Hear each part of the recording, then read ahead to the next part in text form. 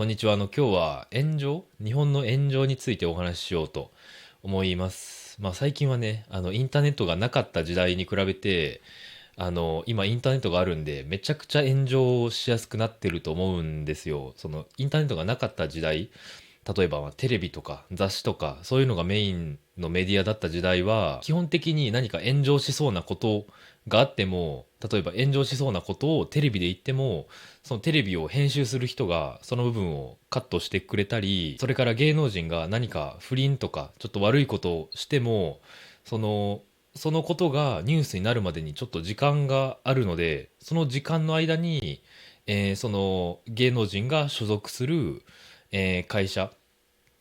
タレントの事務所とかが、その芸能人がした悪いことを隠すために、めちゃくちゃお金払って、で、結局私たちは、一般の人は知らないみたいな状況が、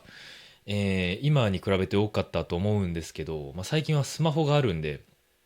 みんなね、スマホのカメラがあって、例えば芸能人が街の中で何か悪いことをしてるってなったら、もうみんなすぐにスマホでその悪いことが起こっている状況を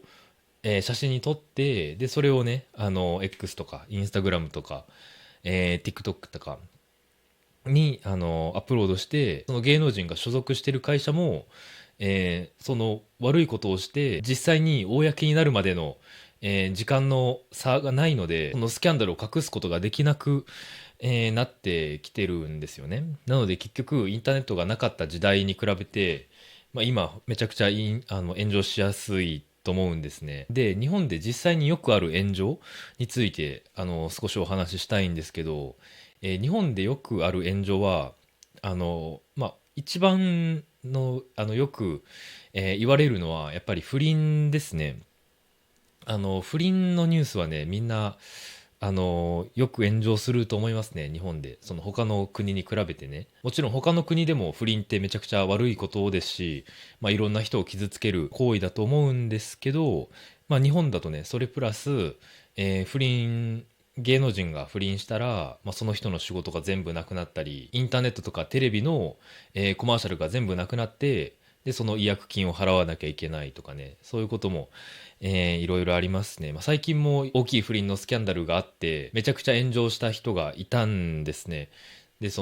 僕のイメージでは、その不倫という行為そのものより、その不倫した人の、公のイメージと、不倫のギャップが大きければ大きいほど、その炎上しやすいっていう感じがあるんですよね。また後でちょっと詳しく説明するんですけど、他にも日本で炎上しやすいトピックっていうのが、食べ物系ですね。その食べ物系は結構、特に日本でね、炎上しやすいんじゃないかなと思いますね。っていうのもやっぱり神道の考え方で、その八百万の神、その自然のいろんな場所に、神様がいるみたいな考え方があるんで、で、そこから食べ物をもらって、で、その食べ物を、無駄にしてはいけないとか、もったいないっていう考え方がある人が、他の文化より多いんじゃないかなと思うんですよね。もちろんそもそも食べ物を無駄にするってどの国でも、ダメだと思うんですけど、日本だと、例えば食べ物を、床に落としますよね。で、その食べ物、床に落ちた食べ物を捨てたら、炎上しちゃうんですよね。その炎上したケースがいくつもあるんですよ。もしテレビとか YouTube の動画の中で食べ物を落としてしまったら、この決まり文句があるんですけど、その画面の端っこに、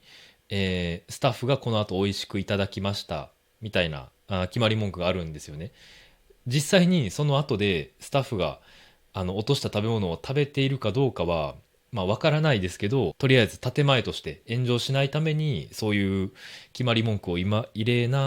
れた方が安全っていうことですね。で、こういう炎上しやすいトピックの例っていうのがあるんですけど、その日本の炎上の特徴っていうのが、何より、イメージが大切なんですよね。例えばいい人のイメージめっちゃメディアの中ではとか、テレビの中ではめちゃくちゃいい人、その清純な、芸能人のイメージがあったのに、その人のスキャンダルが出て、でそのスキャンダルが例えば不倫だったらめちゃくちゃ炎上しちゃうんですよね。とかその食べ物だったら、まあ、日本、まあ、どの国でもそうですけど、特に日本で食べ物を無駄にしてはいけないっていうイメージ、まあ、常識がね、とても強いので、こういういい人のイメージとか食べ物を無駄にしてはいけないっていう常識が崩れた時に、まあ炎上しやすいっていうことですね。逆にさっき話した清純そうな芸能人が不倫するっていうケースじゃなくて、悪いことをしそうな人が不倫してもそんなに炎上しないんですよね。その悪いことをしそうな人っていうか、まあ誤解を恐れずに例を出すと、ラッパーとかね、タトゥーがある人とか、もちろん、ラッパーの中でもめちゃくちゃいい人、清純な人たくさんいると思いますけど、まあ、イメージ的にラッパーとかタトゥーがある人が、そのスキャンダルがあって、で例えばそれが不倫とか、マリファナ、日本ではマリファナが違法なので、そのマリファナのニュースがあったとしても、その、人たちのキャリアにはあんまりダメージがなくて、そんなに炎上しないっていうことなんですね。っていうのも、日本での一般的なラッパーのイメージは、ラッパーとかタトゥーがある人のイメージは、まあ、何か悪いことしそうとか、マリファナ吸ってそう、不倫しそうみたいなね、そういう根拠のないイメージがあって、でそのイメージが強すぎるんで、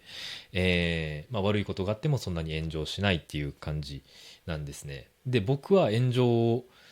したことがあるのかとか、する可能性があるのかっていうことについて話すと、まあ、多分僕はそんなに炎上しないんじゃないかなと思うんですけどね。っていうのも、このポッドキャストで話す内容はちゃんと準備してるんですよ。自分の頭の中で考えて、で、それを準備した上で話してるので、その炎上しそうなことを言う前に、まあ、ちゃんと自分の頭で考えてますから、あんまり炎上しなさそうなことを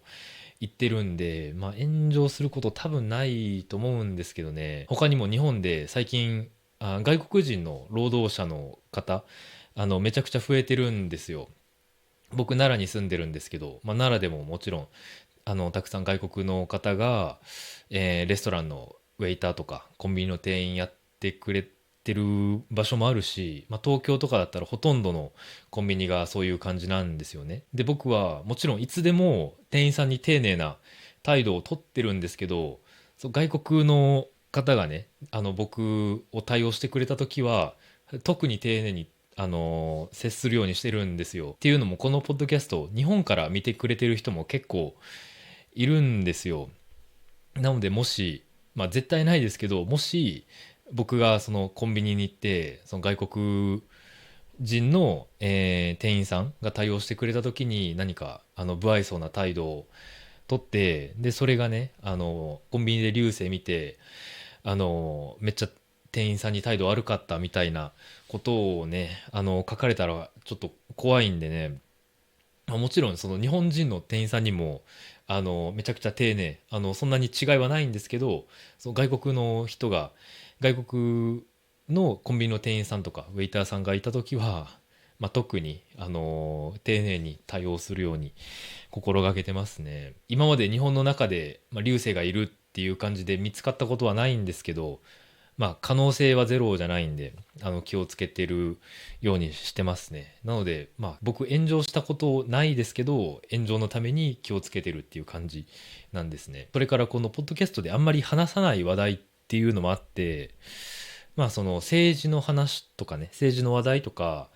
性の話題とかもあんまり話さないようにしてますね。その意見が半分半分になりそうなトピックについては話さないようにしてますね。まあ、僕の話し方見てもらったらわかると思うんですけど、まあ、いろんなね、いろんなところに気を使ってるんですよ。そのさっきも食べ物を無駄にしてはいけないっていう考え方が日本で強いって言った時に、その外国でも、その日本以外の国でももちろん食べ物を無駄にしてはいけないっていう考え方があると思いますけどってちゃんとね話して、で炎上しないように頑張ってるんですね。やっぱりこうやって顔を出してインターネットで話すってめちゃくちゃ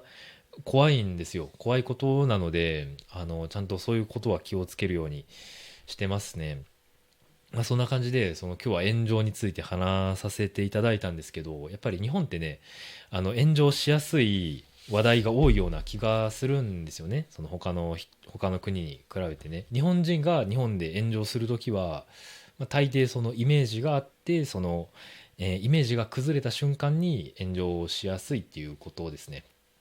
皆さんの国ではどうですかね。その炎上しやすいトピックとか、こういうことがあった時に炎上するみたいなことありますかね。また何かあったらコメントで